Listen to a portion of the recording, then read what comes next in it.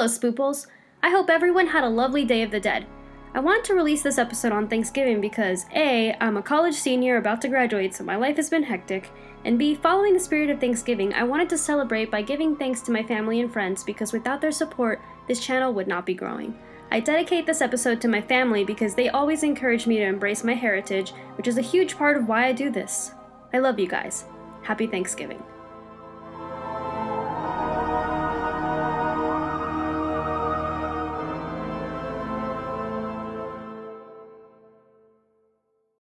Hello, my spooples. Welcome to another episode of Witch's Brew. I hope you all enjoyed the Halloween pilot. Thank you to all of those who tuned in. If you haven't checked it out yet, what are you waiting for? Go check it out. It's not too late.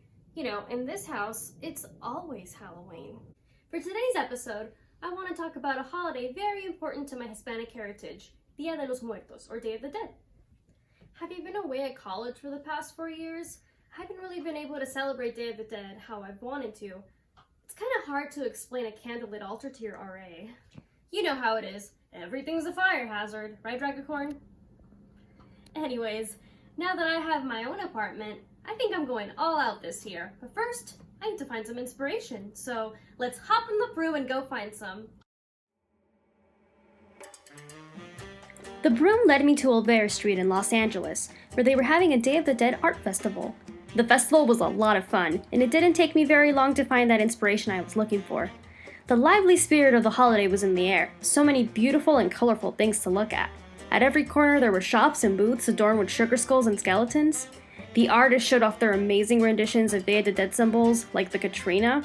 There were paintings and sculptures and all sorts of stuff, people getting their faces painted like sugar skulls, and a bunch of people doing Aztec dances. Well, now that I have all the inspiration I need, on with the episode. And now for Plain Talk and Poppycock. Number 1. Day of the Dead is just Mexican Halloween. And the crystal ball says... kinda. You see, it's not that simple. Halloween as it's celebrated today is nothing like Day of the Dead. You're not gonna catch sexy Pikachu decorating her dead grandma's grave and praying the rosary. But if you do, record that mess and please send it to me because that would be groundbreaking. On the other hand, there are plenty of similarities in the symbols and origins of the holidays. To clear things up, I've made a magical Venn diagram. Welcome to my magical Venn diagram. First, let's talk a little bit about the similarities. Both holidays are believed to be a day in which the dead return to the earth to visit the living. In both holidays, the living make offerings to the dead in their honor, commonly in the form of food. Both holidays have something to do with the light of a candle, and both holidays have skulls and skeletons as prominent symbols that are used for decoration and something people dress up as. Another thing they have in common is the dates November 1st through the 2nd. Alright, now for some differences. Let's start with Halloween. Now, I don't want to spend too much on Halloween since I already have an episode about this, but the typical main difference is that Halloween is more based in like Samhain fires and All-Hallowtide souling and trick-or-treating, and in this case, the candle is used inside of a hollowed-out pumpkin for jack-o'-lanterns. And skulls and skeletons are just one of the many symbols that Halloween has to offer. Pumpkins, ghosts, bats, etc. The list goes on. And people can dress up as whatever they want. Halloween means the eve of All Hallows Day, and that begins on October 31st. Now on to Day of the Dead. Perhaps one of the most iconic things about this holiday are the ofrendas, which are a type of altar in which people put the pictures of their deceased relatives and decorate them with flowers and sugar skulls and candles, and also put the plate of their favorite food that they enjoyed while they were alive. Candlelight is super important to Day of the Dead. Candles don't just adorn the altars, but also the graves and crypts in the pantheons, as the light from the candles serve an important purpose, to light the way of the dead on their journey through the afterlife. Day of the Dead is mainly on November 2nd, but the day before we celebrate All Saints and Martyrs, just like on All Hallows Day. During these days, and often earlier and after, the streets are lined with parades where people dress up as skeletons or paint their faces like sugar skulls. Number 2. The lost souls will come and hunt you if you don't pray or shower on Day of the Dead. Right, I've heard this one. My mom told me a story about when she was younger, how her grandma would tell her and her siblings if they showered too late on Day of the Dead, the lost souls would come and scrub their back for them. This one is poppycock, of course. Why would the lost souls care about your hygiene? They're too busy trying to get out of purgatory. Clearly, this is a grandma tale to try to get kids to shower. Number 3. Some people celebrate literally and exhume their dead. This is a creepy one to be sure, but it's another kinda, so let's get right into it. First of all, it's important to note that Day of the Dead is not just celebrated in Mexico, it is celebrated all throughout Latin America. In fact, just in Mexico, there are many different customs that come from all the different regions of our huge and beautiful country. One of them is the Hanal Pixan, that means the food of souls. It is a Mayan celebration held in Yucatan from October 31st until November 2nd. It is celebrated in churches and at home, but the important thing is that the family gathers to pray and eat a yummy pib or mukbil chicken that is essentially a large tamal with a corn dough, tomato, lard, bell pepper, onion, epazote, and a new bean known in Yucatan as espelon. Greetings to my Yucatan family, I love you very much. Anyways, for the most part, Latin American traditions are either the same or very similar, mostly having to do with the offerings and praying at the graves of our relatives and decorating them. However, some Latin American countries have some very unique traditions. In Guatemala, people have large gatherings in which they fly large kites over the graves of their dead relatives. Now, here's the one you've all been waiting for, the exhumation tradition of Bolivia. Now, I said kind of only because it is an old tradition that has since evolved and isn't as shocking as it sounds. In the Andean population of Bolivia, it is a custom to dig up the bones of deceased relatives 3 years after their death to honor them. Now, only the skull is exhumed and decorated with flowers for a celebration known as the Festival of Skulls, which takes place on November 8th. Now that we've debunked some myths, I'd like to talk about the most famous symbol of Day of the Dead, skulls and skeletons, in this possibly one-time segment called Unhelpful Makeup Tutorials for Your Everyday Life. So bear with me. This isn't a real makeup tutorial. I mean, you can kind of see how I do it a little bit, but mostly it's just me struggling until something decent appeared on my face. If you're wondering where I got my makeup, don't. It's mostly a mix of dollar store finds, stuff that can be found in the kitchen, and the occasional good makeup that was given to me as a gift by actually talented makeup people. Shout out to my cousin Kathy. Now let's get to the reason why I'm putting all this gunk on my face in the first place. The skull. Skulls and skeletons are the most iconic symbols of death and have pretty much always been a part of Latin American culture. All you have to do is play Loteria, the most famous Latin American game, and you will see that both are featured. And no, they don't count as the same symbol, so if they call out the skull, you better not put your bean marker on the skeleton. I'm watching you, cheaters. As you probably already know, Day of the Dead skulls and skeletons are anything but basic. First we have the sugar skull, which is what I am attempting to create here on my face. Sugar skulls are so poetic. They are symbols of death decorated with flowers, symbols of life. Together they create a new symbol, rebirth. Day of the Dead is no funeral. It's a celebration of life. A life that once was and has ended, and a new one that begins after death. And now, let's talk about a legendary lady, the most glamorous skeleton there ever was. The icon, the legend, the Catrina. She's not just a Day of the Dead thing. She's a staple of Mexican and popular culture. She's a queen. But despite all the glamour, the Catrina is important for the opposite of glamour, showing that we are all the same underneath it all. Literally. An artist named Jose Guadalupe Posada created her in 1900. He was a political cartoonist who was known for drawing skeletons as a way to remind people of their mortality. It is said he created the Catrina because he was growing frustrated with people trying to put up appearances, particularly an appearance of wealth. He drew the Catrina dressed in fancy clothing and jewelry to show that it didn't matter how rich you were. You would still end up a skeleton just like everybody else.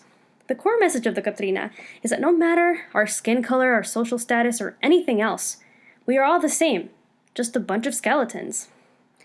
Anyways, here's my makeup. Yay! Well, that was exhausting. I'm hungry now. Nothing strikes up an appetite quite like angering the beauty community, am I right? Let's go to the Witch's Kitchen. Welcome to the Witch's Kitchen. Today we're making a Day of the Dead specialty, pan de muerto. Let's get to it. And now, ingredients! We start off with 3 cups of flour, 1 cup of sugar, 1½ sticks of butter, 1 cup of milk, a pinch of salt, the zest of 1 orange, 2 eggs, 1 packet of activated yeast, and a little bit of vanilla extract, as much as you want to put in there. For our first step, we need to warm up the milk. And when I mean warm, I just mean like lukewarm. We don't want it to get too hot. We just want it to get just warm enough to activate the yeast. That being said, our next step is to put in the packet of activated yeast into the warm milk and stir it until we get a nice little paste. Next, we put in a spoonful of flour and mix it in with the rest of the yeast. After that, add a spoonful of sugar. The sugar helps activate the yeast even more. When you're done mixing up the yeast, set it aside in a warm area. I should probably also add that before you make any of this, get your house really hot. Turn on the heater, turn on the fireplace, just get it real hot in there. And you can even set aside the yeast like on top of your stove if it's not on, and it's just getting warm from the oven preheating. That totally works. Next, you're going to take the rest of your flour and you're going to make a kind of volcano looking thingy. The important thing is that you have a little hole in the middle, and there you're going to put your eggs and your butter, and you're going to mix them up real good. Now you're going to zest your orange right into the dough that you've just created. Add sugar and salt and mix it right in. Next comes the fun part, kneading the dough. And I don't just mean kneading the dough like kneading pizza dough. This dough is very delicate and it's very particular. And in order to get it from that sticky consistency that it probably is in right now, if you're making this at home, you don't want it to be sticky. You want it to be able to lift up from the table. So in order to do that, you're going to want to start off by kneading it normally, and then you're going to want to hit the crap out of it. Just grab it and just slam it against the table. You think I'm kidding, but no, that's literally what you have to do. You just have to just hit it and hit it and hit it until it's not sticky anymore. Yes, I am saying you're beating up your dough. Yes, absolutely. You have my permission. Beat up your dough. At some point in between, you can add the yeast that has been resting into your dough and then continue to knead it. And yes, I mean continue to beat up your dough. Beat it. Beat the crap out of it. Just beat it. Beat up your dough. It's been mean to you and you're taking out all of your aggression on this dough. At one point I got really tired, so my friend the Dragoncorn had to help. Once you've beaten your dough to a pulp, oil up a bowl and let that poor dough rest. It's been through a lot, and cover it up with a rag. After a while, sprinkle some flour on a clean surface, because now you're just trying to form the shapes of the pan de muerto. Use a knife to separate the dough into balls. Now you can start shaping your dough. This part is also very fun. It's like playing with Play-Doh. The shape we're trying to go for is what I like to think is kind of like a bone spider. I mean, to me it just looks like a spider made of bones, but it might be a flower. I don't know, but I think that both are appropriate for Day of the Dead, so it's whatever you want it to be.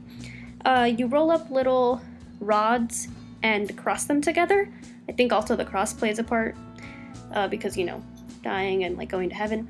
And then you put a little bulb in the middle to form your spider head or the center of your flower or whatever you want to imagine that it is. The important thing is that it's going to be delicious. Last but not least, you get either some melted butter or some egg wash, put them over your bread, and sprinkle all the sugar in the world that you want. Have fun with that. And now these pan de muertos are ready to be put on the ofrenda, so let's head back to the witch's lair. Hello, my spooples. Right now we're going to get very personal on Witch's Brew here in my lair as I present to you my ofrenda. We already talked a little bit about ofrendas, but I wanted to talk to you about the personal side to them and how they're personal to me in this case, which is what it should be. Everybody's ofrenda should be personal to them in relation to their memories with their dead loved ones. I've offered my loved ones here the panes de muertos that we made in the witch's kitchen. Normally, you could even offer them anything you wanted, their favorite foods, for example. That you could even offer them just something very yummy, or even a cake. I think I wanted to go very traditional with it, so I just put on the pan de muerto because I think it's very important to keep traditions going. That's also why I have the sugar skull. Maybe in a future episode I'll show you guys how to make one of these. It's a very fascinating process. They're very beautiful. I just think it really just like is the cherry on top of the altar. And of course I have my pumpkins because it's fall. Well, now we're gonna get personal because I want to talk to you about my dead loved ones and why they're so important to me. I want to start off with my grandpa on my mom's side. To me, he's always called Abuelito Chumin. His name is Domingo, which means Sunday. It's funny because today is Sunday. I have really good memories with my grandpa. Actually, my very first memory was with this particular grandpa. And it was of me opening my eyes and I was in his arms and I could see the clouds and he was taking me home after a really beautiful and fun day at the fair in Merida, Yucatan. And that's my very first memory, and it's with my grandpa. So when I think of that memory, I think of him, and anytime I'm in Merida, I just think of him, and I love him so much and miss him so much. I didn't get to interact with him too much. He died when I was very little. Well, not too little, I was still like in middle school, but I didn't really get to see him much because he lived in Mexico and I lived here in the US. Next up is my great-grandma, my Mama Celita. It's my dad's grandma. I didn't know her very well. She died when I was only 4 years old, but I remember her because of all of the great stories that my dad has told me about her. She was a very sweet grandma who was always there for my dad and like listened to him whenever he had a problem, and she was just exactly what a grandma should be, and I remember her fondly for that, and I know that she loved me too very much. Sorry if I get a little conjumbled in this. I'm very sensitive and I get emotional super easy, so just warning for my viewers out there. Last but not least is my Papa Juan. He's my grandpa on my dad's side, and this one was very hard for me because it's a very recent death. He only died in 2015, and he was the grandpa that I got to spend most time with because he lived out here in the US with me and my parents, and he was just such a good grandpa. He would take us to like the 99-cent store to buy like chips and stuff, and he was like our devil's advocate on like, oh, we're gonna get snacks even though we were told we're not supposed to. But he was just very fun. He was a very fun grandpa. He fixed jukeboxes, and one of his favorite memories of us together was that he always knew I wanted to be a singer, he said, because I got lost one day and nobody could find me, and he found me because I was hiding inside of one of his jukeboxes. And he was always laughing and smiling, and I miss him so much. And it was very hard for me when he died because I was old enough, obviously. I was like in my 20s still. It was very hard because like I actually understood what death was, and I actually got to see it, and I went to his funeral, and I had never gone to a funeral before, so that was like super hard for me. It got to me for a while there, like I just like was so scared of death. And I know, especially with this beautiful holiday, that there's more to life than just death, and there is more life after death, and as long as we remember our loved ones with all of our love, they live on. Another thing you could have offered your loved ones, and that I could have done here, is you can offer them their favorite foods, as I said. I could have, for my Abuelito Chumin, I could have offered him like chopped cucumbers, I'm sorry, with lemon and pepper. For my grandpa, I could have offered him, his favorite place to eat was this restaurant in Southern California called Burger Mania. And like every time I eat there, I think of him. So I could have done that, but of course I'm in Vegas at the moment, so I couldn't have just driven down and gotten a burger. It would have gone bad. And then I don't remember exactly what my Mama Celita's favorite food was, so it seemed like the best option for this altar was to just make a traditional Day of the Dead dish, which was this bread that is very important to the culture. And I also added a fun little gem here. It might seem a little bit silly, but to me it was very important. I have the grave of my late plant, Little Buddy. This plant was given to Dragacorn this spring, and because he was always so busy at rehearsal, I would be the one taking care of him, and I got really attached to him. I don't know why, but I just did, and like I took really good care of him, and unfortunately, even when we got him, he was kind of sick, so due to the really blistering summer we had this year, he passed away. I guess I was just dealing with stuff, but or maybe it was because it was the first living thing that I got to take care of, but I wanted to commemorate him, so I made him this little gravestone. says little buddy. And this is the pot that he was in. So I keep it, and I wanted to add him to the altar as well. Make sure that if you want to make your altar, that you just put all of your heart and soul into it, and you can decorate it any way you want and offer your dead relatives whatever you want. It can be food, it can be a drawing, anything you want. It can be a Play-Doh sculpture, as long as you make it with all of your love and that you remember all of the fond moments that you had with them. And even if you don't remember them that well, that you talk to your relatives, like in like my mama Celita's case, like I talked to my dad and like tried to learn everything I could about her to always remember her. And as like in the movie Coco, you just have to keep remembering them. That's all for today, folks. Hope you enjoyed the episode, and you have a beautiful Day of the Dead, and that you always remember your relatives with lots of love. Bye.